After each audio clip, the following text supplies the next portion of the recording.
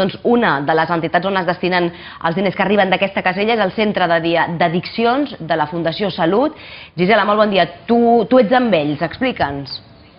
Bon dia, Ruth. Mira, ja que teníeu aquest debat abans d'entrar en matèria a explicar-vos la Fundació on ens trobem ara, tu pots no marcar-ne cap, que per tant sí que va als pressupostos, el que dèieu, els pressupostos generals de l'Estat, pots marcar les dues, la de l'Església o la de fins socials, o pots marcar la de l'Església o pots marcar la de fins socials.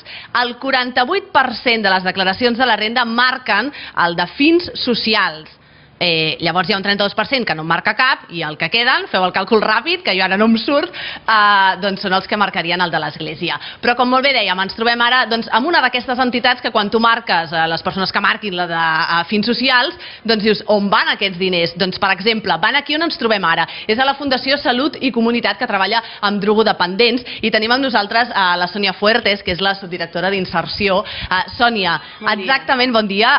Què feu amb la subvenció que rebeu a través d'aquest 0,7? A veure, nosaltres amb el 0,7 sobretot el que fem és tractament d'addiccions en els diferents moments vitals de la persona, des de que és la prevenció en un moment més normalment amb joves, o també com un centre com aquest que el que fem ja purament és tractament de l'addicció, de qualsevol addicció, poden ser substàncies legals o il·legals, alcohol, per exemple, cocaïna, heroïna, o també pràctiques, com pot ser l'addicció al joc o d'altres addiccions. Llavors el que fem és fer un acompanyament amb aquesta persona i amb tot el seu entorn per afavorir una inserció, i més en un moment com aquest, on tenim molt poques possibilitats d'ocupació d'aquestes persones i on ens trobem problemàtiques associades, dones amb fills a càrrec, persones que tenen també alguna dificultat, algun trastorn de salut mental. Llavors, clar, per nosaltres és vital el pressupost que rebem del 0,7. Clar, perquè ho teniu calculat d'alguna manera, dins d'aquests projectes, què representa, quin tant per cent representa aquest 0,7? Mira, depèn del projecte. En el cas, per exemple, del centre de dia en concret, ve a suposar un 50% del nostre pressupost. Per tant, és una partida molt important que la seva pèrdua comportaria una pèrdua de qualitat i probablement una pèrdua de l'abast de la nostra intervenció, perquè hem de pensar que intervenim no només amb la persona, sinó amb tot el seu entorn, amb la família, vull dir, i amb la societat també, per sensibilitzar, i en aquest sentit també ens sentim contents de tenir avui aquesta campanya, perquè entenem que és interessant que tothom sàpiga on pot o com pot contribuir, i aquesta és una contribució que és un gest. Gràcies, Sònia. De fet, ella ens parlava del centre de dia on ens trobem ara i en el qual s'ha presentat aquesta campanya, i jo us vull presentar ara un usuari d'aquest centre de dia, que és el Josep Colorado. Josep, molt bon dia. Bon dia. Tu em comentaves que tu havies tingut problemes amb l'alcohol i amb la cocaïna. Sí. Explica'ns. Sí, bueno, jo vaig estar entre 10 i 12 anys enfoscat amb aquestes addiccions d'alcohol i la cocaïna, i bueno, tot això em va produir una malaltia molt greu, que és una cirrosi hepàtica. Llavors va arribar un moment que vaig picar a sobre la taula i vaig dir, ja està bé, així no pots deixar morir d'aquesta manera, perquè t'has de viure com sigui. Llavors vaig anar a la meva assistenta social, em va recomanar, vam estar parlant, em va recomanar que vingués a Fundació Salut i Comunitat. Ara mateix, el mes que ve, farà un any que estic aquí, ja estic en període de desvinculació. El que puc comentar és que aquí m'han ensenyat a aprendre a diferenciar quins són els meus problemes, quins han sigut els meus problemes de veritat, pels quals jo m'amagava amb les substàncies, i a poder atacar-los, sobretot.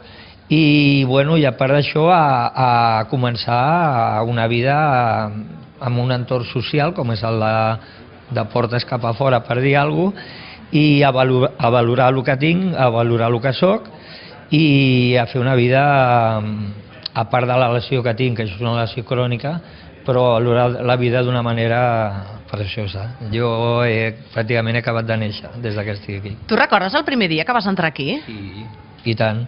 Jo vaig entrar aquí el primer dia, jo portava una depressió de cavall, físicament estava molt malament, l'únic que pensava era que no volia morir-me, però que jo sol no podia afrontar tot això, i ja a poc, perquè a més aquí hi ha una cosa molt positiva, que és que hi ha molts grans professionals i he tingut un acompanyament molt bo.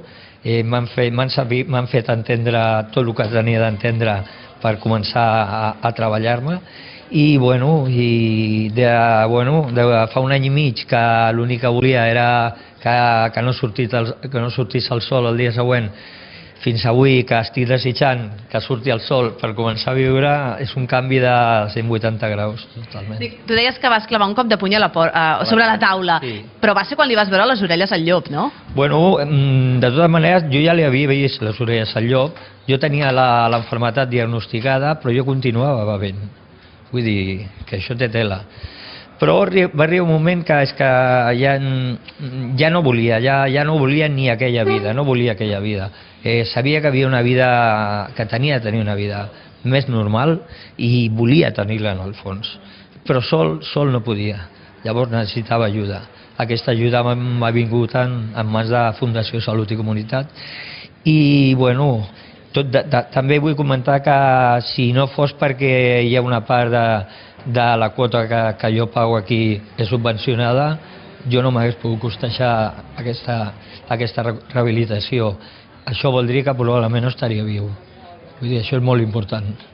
Doncs gràcies per atendre'ns i bé, esperem que et vagi molt bé i que tinguis molta sort i que aquest optimisme que ara respires ja t'acompanyi sempre. Ho desitjo. Doncs aquest és el cas d'un dels usuaris d'aquest centre de dia on ens trobem ara, la Fundació Salut i Comunitat, que és receptora d'aquesta casilla amb fins socials que es marquen la declaració de la renda. Moltíssimes gràcies, Gisela. Aquesta X solidària, que més de 10 milions de persones a tot l'Estat van marcar l'any passat i es van recaptar aproximadament 280 milions d'euros per a entitats socials, com les que acabem de veure. Per cert, hem de dir que marcar aquesta casella no té cap cost addicional. És a dir, que simplement serveix per decidir on volem. És que si no la marques no t'estalvies.